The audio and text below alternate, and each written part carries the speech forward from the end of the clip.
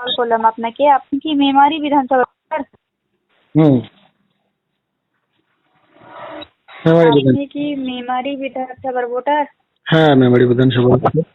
গ্রাম অঞ্চলে থাকেন না শহর? গ্রাম। গ্রাম। ব্লকের নাম কি হবে স্যার আপনার? আপনি কোথা থেকে ফোন করছেন বললেন, আমি বুঝতে পারিনি। কলকাতা থেকে কথা বলছি আমি।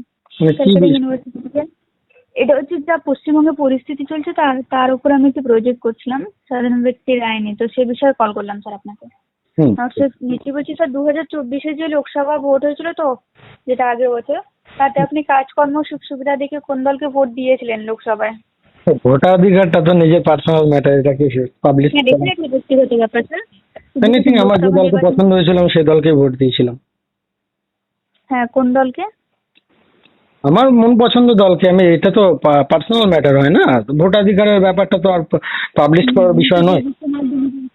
ব্যক্তিগুলো সাহায্য করে দিতে পারছেন, কি সুবিধা হতো? না না না, সুবিধা আপনার কথা বুঝতে পেরেছি। হ্যাঁ, আমার প্রার্থী যাকে আমার পছন্দ হয়েছিল, মনোনীত প্রার্থী যাকে আমার পছন্দ হয়েছিল তাকে ভোট দিয়েছিলাম। Next question.